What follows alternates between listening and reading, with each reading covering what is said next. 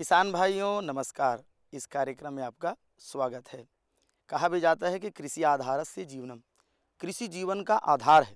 हमारे छत्तीसगढ़ के किसान बहुत बड़े रकबे में धान की फसल ले रहे हैं, साथ ही साथ वो दलहनी और तिलहनी फसलों का भी भरपूर पैदावार वो कर रहे हैं। किसान भाइयों, हमारे छत्तीसगढ़ का एक प्रमुख फसल है अलसी। तो अलसी का उत्पादन हम कैसे करें, क्योंकि अलसी जो है औषधीय गुणों से भरपूर है। तो औषधीय गुणों से जब ये भरपूर है, यानी इसको कब लगाना चाहिए, कैसे लगाना चाहिए, इसके बारे में जब जानकारी होगी तब हम भरपूर इसका लाभ ले सकते हैं। तो आइए जानकारी लेते हैं। छत्तीसगढ़ में उगाई जाने वाली तिलहनी फसलें जैसे सरसों, अलसी, कुसुम, सूरजमुखी, तिल, मूंगफली, सोयाबीन वगैरह में अलसी एक प्रमुख रबी तिलहनी फसल है। अलसी में तेल की मात्रा लगभग 43% होती है। अलसी के दानों से निकलने के बाद बचा हुआ उत्पाद खली के रूप में पशुओं के लिए आहार बनता है। अलसी के तेल का उपयोग खाने, साबुन बनाने, रंग, पेंट्स, छपाई के लिए प्रयुक्त स्याही तैयार करने आदि के लिए किया जाता है। अलसी एक लाभकारी तिलहनी फसल है। छत्तीसगढ़ राज्य में आधुनिक कृषि तकनीक और नूतन जानकारियों के आधार पर अलसी का उत्पादन बढ़ाया जा रहा है। छत्तीसगढ़ में अलसी की खेती 2 पद्धतियों से होती है। पहली है बोता पद्धति और दूसरी उतेरा। सबसे पहले मैं डीडी किसान चैनल को बहुत बहुत बधाई देना चाहता हूं कि किसानों के विकास के लिए, तरक्की के लिए, उनको नई नई योजनाओं की जानकारी के लिए, उन्नत खेती के लिए डीडी किसान चैनल पूरे देश के किसानों के लिए बहुत उपयोगी चैनल साबित हो रहा है। छत्तीसगढ़ को चौथी बार कृषि क्रमण पुरस्कार मिलना, ये छत्तीसगढ़ के करोड़ों किसानों के लिए बहुत खुशी की बात है, प्रसन्नता की बात है। मैं उनको सबको बहुत बहुत बधाई देता हूं कि अभी तक 3 बार हमको जो पुरस्कार मिला है वो धान के उत्पादन में बहुत तेज़ी से बढ़ोतरी के लिए मिला है, परंतु इस वर्ष का जो 14-15 का हमको कृषि क्रमण पुरस्कार मिला है वो दलहन की खेती के लिए तेज़ी से बढ़ता हुआ राज्य है। और आज ये देश की आवश्यकता है और उस देश की आवश्यकता में छत्तीसगढ़ के किसानों ने महत्वपूर्ण योगदान दिया है कि अब धान से ऊपर उठकर वो दलहन तिलहन की खेती करने लगे हैं।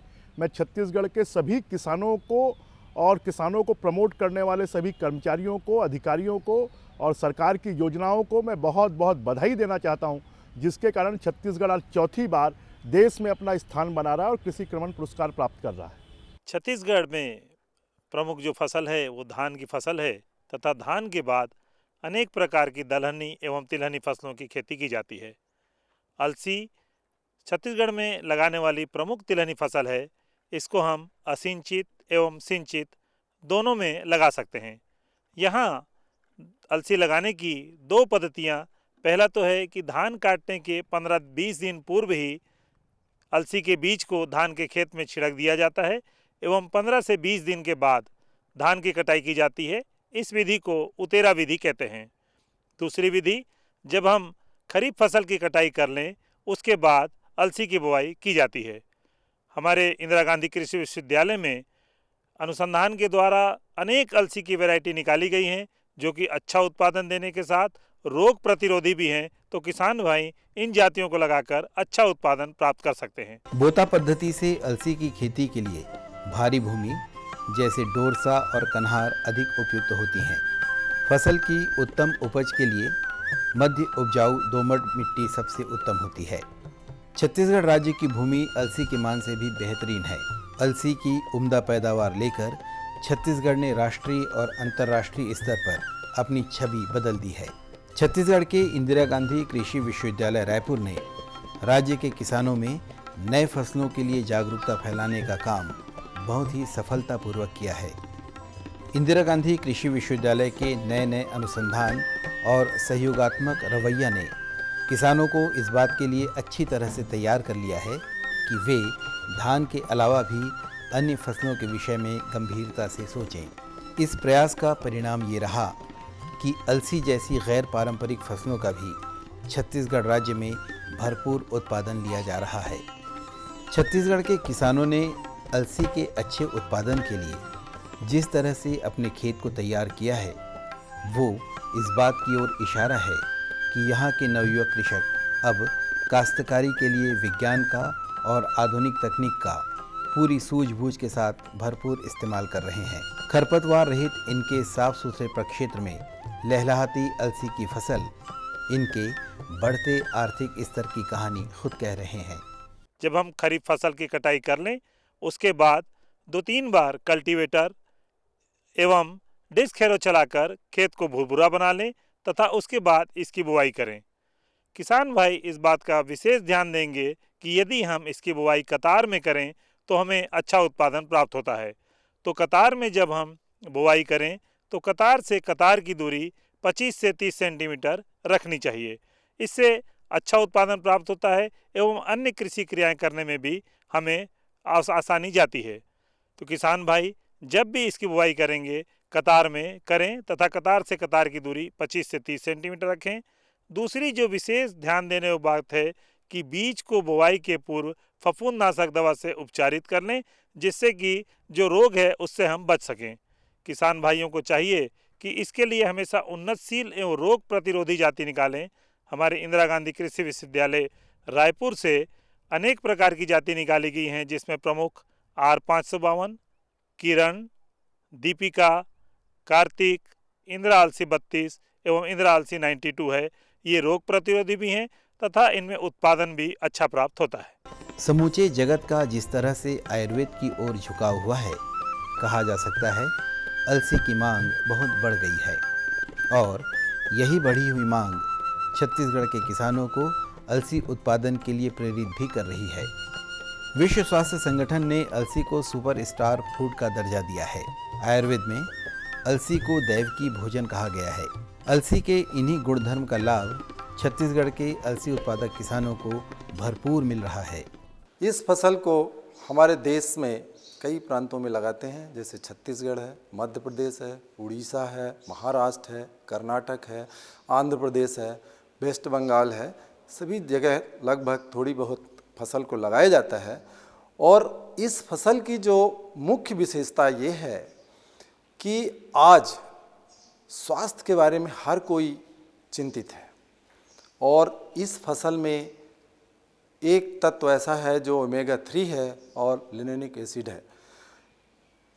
ओमेगा 3, ओमेगा 6 दो ऐसे तत्व हैं अलसी में जो हमारे शरीर के लिए बहुत ज़रूरी हैं और हम ये कह सकते हैं कि ओमेगा 3 हमारा शरीर बनाता नहीं है, हमारे शरीर के अंदर ओमेगा 3 बनता नहीं है, इसको हमको बाहर से ही लेना पड़ता है। महात्मा गांधी ने कहा है कि जिस गांव में अलसी का उपयोग होता है उस गांव में कभी डॉक्टर नहीं जाते। इसका मतलब ये है कि ये इतनी स्वास्थ्यवर्धक है कि इसका सेवन करने से हमारा पूरा का पूरा शरीर अपनी पुरानी स्थिति में बना रहता है, ओरिजिनल स्थिति में बना रहता है, मुलायम रहता है। थोड़ा सा मैं ये बताना चाहूँगा कि ओमेगा 3, ओमेगा 3 या ओमेगा 6 में क्या फ़र्क है। ओमेगा 6 जो होता है ये हमारे शरीर की कोशिका भित्ति को कड़ा करता है और ओमेगा 3 इसको मुलायम करता है। दोनों का जब रेशियो अनुपात बराबर रहता है तो हमारा शरीर की कोशिकाएं अपनी कड़ापन और मुलायम पर बराबर बनी रहती हैं। मगर जैसे ही इनका अनुपात गड़बड़ होता है, बिगड़ता है, तो हमारी कोशिका भित्तियों में एक अभूतपूर्व परिवर्तन आता है। जैसे मान लें कि हम आज की डेट पे अलसी नहीं खा रहे हैं, अलसी का तेल हम कोई पसंद नहीं कर रहे हैं खाना और बाज़ार में मिल भी नहीं पा रहा है। हम सबसे ज़्यादा खा रहे हैं तेल, रिफाइंड तेल खा रहे हैं। इनमें ओमेगा 6 की मात्रा या ओमेगा 6 की मात्रा ज़्यादा है। हमने जैसा आपको बताया कि ओमेगा 6 की मात्रा ज़्यादा होने से हमारी कोशिका भित्ति कड़ी हो जाती है। वही परेशानी आज हो रही है कि हम अन्य तेल खा रहे हैं जिनमें ओमेगा 6 की मात्रा ज़्यादा है, हमारी कोशिका भित्तियाँ कड़ी हो गई हैं। जो शरीर के जो दूसरे अंगों में हैं वो अंग जो पूरा काम करना चाहिए, कड़ा होने के कारण वो अपना पुराना काम या ओरिजिनल मुख्य काम नहीं कर पा रहे हैं, जिसके कारण हमको शुगर हो रहा है, ब्लड प्रेशर हो रहा है, हर कई प्रकार की बीमारियां हो रही हैं, घुटने में दर्द हो रहा है। सभी चीज़ें कड़ापन के कारण हो रही हैं। इसलिए यदि हम ओमेगा 3 की मात्रा हम अपने शरीर में बढ़ा दें तो उनका अनुपात बराबर हो जाएगा, तो हमारा शरीर मुलायम रहेगा। आज बहुत से डॉक्टर्स इसके लिए रिकमेंडेशन दे रहे हैं, खासकर हृदय रोगी वाले, ब्लड प्रेशर के रोगियों के लिए अलसी 30 ग्राम प्रतिदिन खाने के लिए सिफारिश कर रहे हैं। क्यों? कि इसमें ओमेगा 3 की मात्रा ज़्यादा है, और जैसा कि हम जानते हैं कि ओमेगा या तो अलसी में मिलता है, सबसे सस्ता ओमेगा 3 अगर कहीं मिलता है तो वो अलसी में मिलता है। इसके बाद अगर आप जाएं तो मछली में मिलता है, अखरोट में मिलता है, बादाम में मिलता है, मगर ये चीज़ें हम सब कोई नहीं खा सकते, सबके लिए उपलब्ध नहीं है। इसलिए यह विश्वविद्यालय में इसके तरफ भी कार्य किया गया है। इंदिरा गांधी कृषि विश्वविद्यालय रायपुर के अंतर्गत अखिल भारतीय समन्वित अलसी अनुसंधान परियोजना ने अलसी को न जाने कितने लुभावने रंग रूप में ढाल दिया है। अब जन जन इसका सेवन नियमित रूप से कर पाएंगे। अलसी के मीठे और खारे बिस्किट, अलसी की स्वादिष्ट नान खटाई, अलसी की मलाई केक, अलसी के लड्डू, मूंगफली के साथ अलसी की चिक्की, अलसी की चटनी, अलसी का मुखवास, टॉफ़ी और भी बहुत कुछ। स्वाद और स्वास्थ्य जब एक साथ पाया जा सके तो इससे बेहतर और क्या हो सकता है। अब अलसी अपने पकवानों के लिए भी खरीदी जा रही है। विश्वविद्यालय ने ऐसे कम से कम 15 प्रोडक्ट तैयार किए हैं, जिन प्रोडक्ट को हम आसानी से खरीद सकते हैं। कुछ ऐसे प्रोडक्ट हैं जिनको आप आसानी से घर में बना सकते हैं।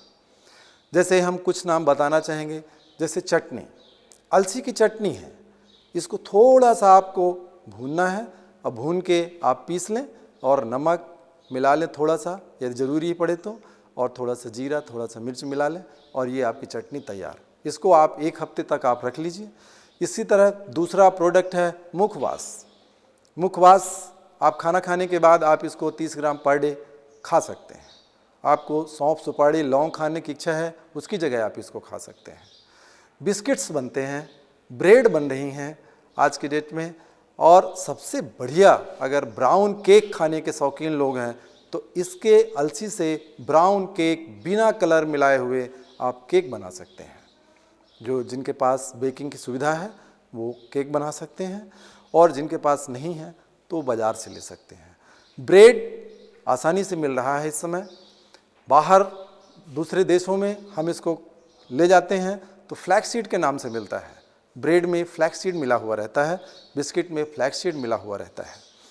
हम यदि चाहें तो सलाद में खा सकते हैं। सलाद जैसे काट लेते हैं, उसके बाद हम अलसी के पाउडर को सलाद के ऊपर डाल लें और आसानी से खा सकते हैं। तो इन तरीक़ों से हम अपने शरीर में अलसी को बढ़ा सकते हैं। हम रोटी में मिला सकते हैं, रोटी में मिला के खा सकते हैं, और यदि हम कुछ नहीं कर सकते हैं तो अलसी का पाउडर हम रोज़ ले सकते हैं। कच्चा अलसी का पाउडर लेने से और फ़ायदा है। दूसरा सबसे बड़ा फ़ायदा ये है कि अलसी में एक लैक्जेटिव पदार्थ होता है, जिसके कारण हमारा अगर कॉन्स्टिपेशन हमको ज़्यादा हो रहा है तो शाम को सोते समय यदि हम अलसी 30 ग्राम ले लेते हैं तो हमारे पेट में लैक्जेटिव की मात्रा बढ़ जाती है और हमारा सवेरे का पाखाना अच्छा निकलता है। इसबगोल की भूसी काफ़ी महंगी है, ये काफ़ी सस्ता रहता है, तो हम इसका उपयोग कर सकते हैं। आज ओमेगा 3 की कैप्सूल्स बनाई जा रही हैं। इससे ओमेगा 3 को एक्सट्रैक्ट कर लिया जाता है और इससे कैप्सूल बना के हमको मार्केट में मिल रहा है, और जितने कैंसर पेशेंट हैं उनको ये कैप्सूल खिलाया जा रहा है।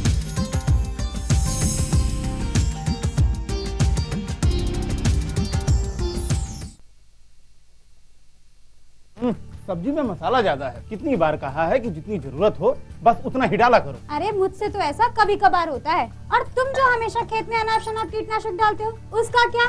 ठीक ही तो कह रही है बहू। देख, खेत में उतनी ही दवा डाल जितनी जरूरत हो। याद रखो, कीटनाशक जहरीले होते हैं। डिब्बे पे लिखी सूचना के हिसाब से ही दवा डालनी चाहिए। पहले फेरोमोन ट्रैप, फ्लाइट ट्रैप, मित्र कीट, जैविक कीटनाशक आदि का इस्तेमाल करें। जरूरत पड़ने पर ही रासायनिक कीटनाशक का इस्तेमाल करें। छिड़काव सुबह या शाम दस्ताने, मास्क और पूरी आस्तीन वाले कपड़े पहनकर करें। हवा की दिशा में छिड़काव करते हुए पीछे जाएं। दवा के डिब्बे, छिड़काव यंत्र सुरक्षित जगह पर रखें। अब कुछ समझे क्या? हाँ, समझ गया मेरी रानी। अब ना करो नादानी। इसने पिला दिया ना तुझे पानी।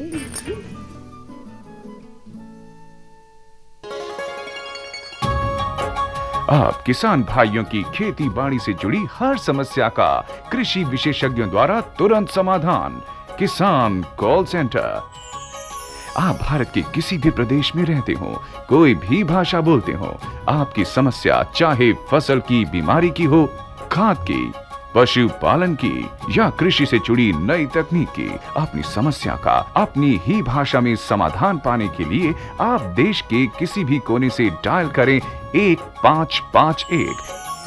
विशेषज्ञ द्वारा आपको दी जाने वाली ये सलाह बिल्कुल निशुल्क है। ये सुविधा प्रातः 6 बजे से रात्रि 10 बजे तक निशुल्क उपलब्ध है।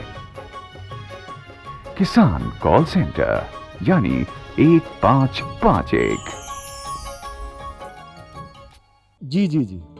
किससे बात कर रहे थे इतना हंस हंस कर? किसान कॉल सेंटर में विशेषज्ञ से खेती के बारे में सलाह ले रहा था। सुबह भी रात को भी? किसान कॉल सेंटर सुबह 6 बजे से रात को 10 बजे तक खुलता है। रविवार को भी? साल के 365 दिन खुलता है। पर तुम ये सब क्यों पूछ रही हो? मैं तो कुछ और ही समझी थी। कृषि संबंधी समस्याओं का अपनी भाषा में तुरंत समाधान पाने के लिए पूरे भारत में किसी भी फोन से राष्ट्रीय हेल्पलाइन नंबर 1800-180-1551 पर संपर्क करें।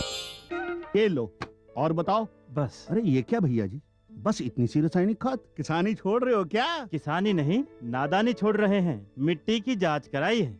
अब तो लालाजी जितनी जरूरत है उतने ही उर्वरक खेत में डालेंगे। हाँ, किसान भाई आज ही अपने जिले की नजदीकी भूमि परीक्षण प्रयोगशाला में मिट्टी की जांच जरूर करवाएं और मिट्टी में पोषक तत्व, नमी व पौधे के विकास को देखते हुए केवल जरूरत के अनुसार ही पोषक तत्व डालें। और हाँ, मिट्टी में गंधक, जस्ता, बोरोन जैसे सूक्ष्म पोषक तत्वों का पता लगाना भी न भूलें। उर्वरक और जैविक खाद के सही उपयोग से भूमि का उपजाऊपन बनाए रखें, उत्पादकता बढ़ाएं, खर्चा घटाएं और बहुमूल्य विदेशी मुद्रा बचाने में भी सहयोग दें। और हाँ, धीमी गति से नाइट्रोजन उपलब्ध कराने वाले उर्वरकों जैसे नीम लेपित यूरिया को प्राथमिकता दें और यूरिया का पत्तों पर छिड़काव करें। अरे वाह, तू तो सचमुच समझदार हो गया रे। अधिक जानकारी के लिए संपर्क करें जिला कृषि अधिकारी या किसान कॉल सेंटर।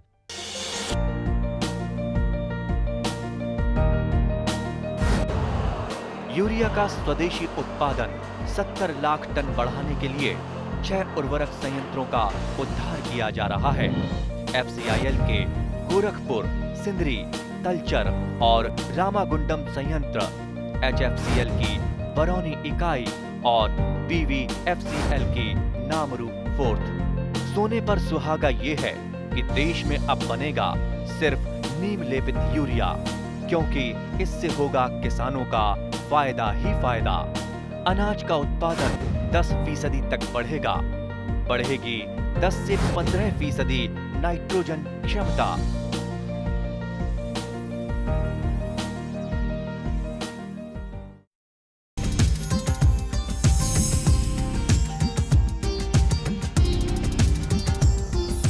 किसान भाइयों, अलसी की खेती में कौन कौन से रोग लगने की संभावनाएं होते हैं, आइए इसके बारे में भी जानकारी लेते हैं ताकि हम बहुत अच्छा से अच्छा, ज़्यादा से ज़्यादा हम पैदावार ले सकें। छत्तीसगढ़ के कृषि के जानकारों, कृषि वैज्ञानिकों और इंदिरा गांधी कृषि विश्वविद्यालय के जुझारू अनुसंधानकर्ताओं ने छत्तीसगढ़ के किसानों को अलसी उपजाने के सारे गुर सिखा दिए हैं। किस तरह से अलसी की फसल को उसमें लगने वाले दीमक और कटुआ कीट से बचाया जाना चाहिए, कतार पद्धति से अलसी की खेती करने के लिए कतारों के बीच की दूरी कितनी रखनी चाहिए, अच्छे अंकुरण के लिए किस तरह से बीजोपचार किया जाना चाहिए, अलसी की फसल को नुकसान पहुंचाने वाले गेरुआ रोग, उकटा रोग, अल्टरनेरिया पर्ण दाग रोग, भभूतिया रोग, इन सब से किस तरह से निजात पाया जा सकता है। थ्रिप्स, अलसी की इल्ली, अर्धकुंडलक इल्ली, लीफ माइनर, दीमक और चने की इल्ली, कटुआ और कलिका मक्खी से अलसी के फसल की रक्षा किस तरह से की जा सकती है। अलसी की खेती को अमरबेल नामक परजीवी से किस तरह से बचाया जाना चाहिए, सब कुछ सीखा छत्तीसगढ़ के अलसी उत्पादक किसानों ने। अलसी में प्रमुख रूप से गेरुआ, उकटा एवं पॉड्री मिल्ड्यू रोग लगता है, लेकिन किसान भाइयों को चाहिए कि इसका उपाय इस प्रकार करें कि हमें रासायनिक नियंत्रण की जरूरत नहीं पड़े। तो सर्वप्रथम किसान भाइयों को चाहिए कि समय से इसकी बुआई करें। दूसरा, जब भी हम बीज की बुआई कर रहे हैं तो उस समय फफूंदनाशक दवा से अवश्य इसको उपचारित कर लें। दूसरा कि अलसी की कई जातियां हैं जो इंदिरा गांधी कृषि विश्वविद्यालय से निकाली गई है, जो रोग के प्रति सहनशील हैं, जैसे कि किरण, R552, RLC 92, इंदिरा अलसी 32। इन जातियों का प्रयोग किसान भाइयों को करना चाहिए। यदि उसके बाद भी जो प्रमुख रोग है पाउडरी मिल्ड्यू दिखता है तो सल्फेक्स नामक दवा जो है 3 ग्राम मात्रा प्रति लीटर में इसको घोल बनाकर इसका छिड़काव किसान भाइयों को करना चाहिए। कृषि वैज्ञानिकों ने छत्तीसगढ़ के किसानों को भली भांति सिखला दिया है। भारी भूमियों में अलसी की खेती वर्षा के आधार पर ही की जा सकती है, लेकिन हल्की भूमि में सिंचाई के साधन का होना आवश्यक है। अलसी की उत्तम फसल के लिए भूमि में जल का निकास उत्तम होना चाहिए, वगैरह वगैरह। हमारा जो अधिकतर क्षेत्रफल है असिंचित है या किसान भाइयों के पास 1 से 2 सिंचाई उपलब्ध हो तो भी अलसी की खेती कर सकते हैं। किसान भाइयों को चाहिए कि जल प्रबंध इस प्रकार करें कि कम पानी से हम अच्छा उत्पादन ले सकें। जिन किसान भाइयों को असिंचित फसल लगाना है उनके लिए कन्हार भूमि में, जिसमें भूमि की जल धारण क्षमता अच्छी रहती है, उसमें अलसी को लगाएं। जब किसान भाई पानी दें जिनके पास 1 या 2 सिंचाई उपलब्ध है, यदि किसान भाई के पास 1 पानी की सुविधा उपलब्ध है तो वो 35 से 40 दिन में इसकी सिंचाई करें। यदि 2 सिंचाई की सुविधा उपलब्ध है तो पहली सिंचाई 30 से 35 दिन एवं दूसरी 60 से 65 दिन में इसकी सिंचाई करनी चाहिए। किसान भाई सिंचाई करते समय इस बात का विशेष ध्यान देंगे कि जब भी सिंचाई करें पानी का जमाव खेत में न होने पाए। यदि किसान भाइयों के पास स्प्रिंकलर की सुविधा उपलब्ध है तो किसान भाइयों को पहली सिंचाई स्प्रिंकलर विधि के द्वारा देनी चाहिए, जिससे कम पानी में हम अच्छा उत्पादन प्राप्त कर सकते हैं।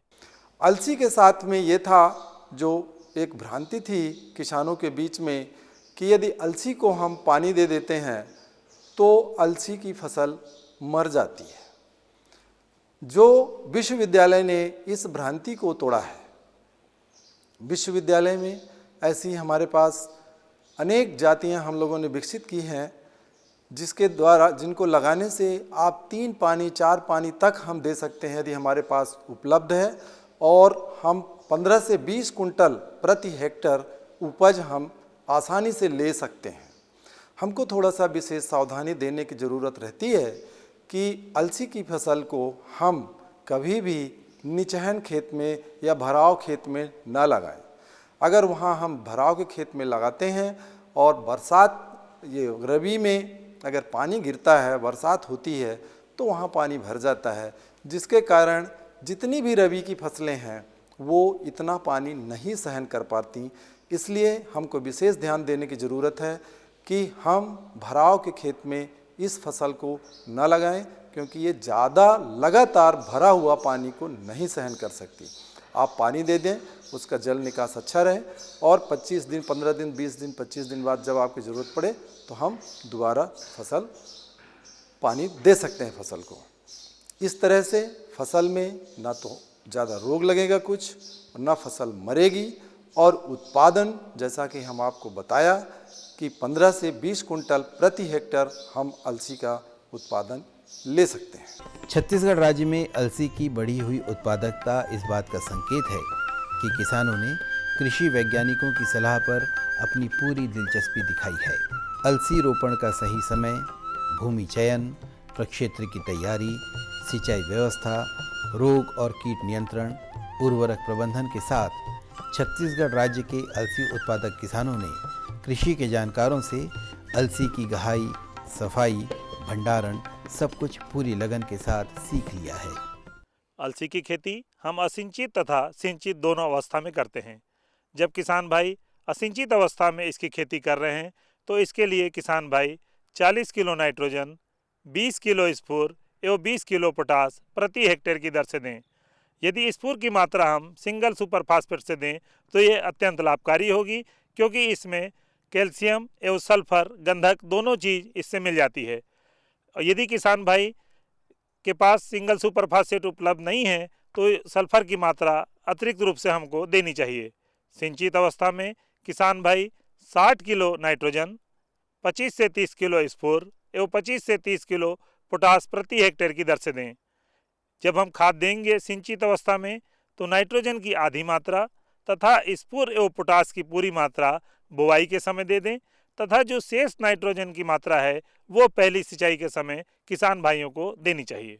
अब अलसी की भरपूर खपत और मांग ने उन्हें विपणन भी सिखा दिया है। अलसी के पौधों के मजबूत रेशे बहुत काम आते हैं। लीलेन के कपड़ों का निर्माण से लेकर समुद्र तटों पर जहाज़ों के लंगर में भी इसका इस्तेमाल होता है। अलसी के सुंदर फूलों से बनी कलाकृतियाँ बहुत पसंद की जाती हैं। अलसी का उपयोग रंग रोगन, पेंट, वार्निश, चर्म उद्योग, पैट शाही छपाई इसमें आता है। बहुउपयोगी अलसी बहुत तरह से लाभ देने वाली फसल भी है। छत्तीसगढ़ राज्य के लिए अनुशंसित अलसी की उन्नतशील जातियाँ इस प्रकार से हैं: किरण R552, पद्मिनी LMH 62, अलसी 32, कार्तिका T397 और शेखर आदि। छत्तीसगढ़ की तर्ज पर समूचा राष्ट्र अगर अलसी की खेती पर गौर करे तो न सिर्फ अलसी उत्पादक किसान समृद्ध होगा वरन सारे देश में स्वास्थ्य की एक लहर भी उठ जाएगी। निश्चित रूप से हम देश के अभिन्न अंग हैं और देश के अभिन्न अंग होने के नाते हमारा दायित्व है कि देश में जिन उत्पादन की कमी है उन उत्पादन की कमियों को हम पूरा कर पाएँ और उन कमियों को पूरा कर देश को जो इंपोर्ट करना पड़ता है उस इंपोर्ट में कमी हो, विदेशी मुद्रा की हम बचत कर पाएँ। इस दिशा में लगातार हम आगे भी काम करते रहेंगे और छत्तीसगढ़ के किसान दलहन तिलहन की ज़्यादा से ज़्यादा खेती कर अपनी आर्थिक स्थिति मजबूत करें और देश की भी आर्थिक स्थिति इसके माध्यम से मजबूत होगी। इसके लिए हम लगातार काम करेंगे।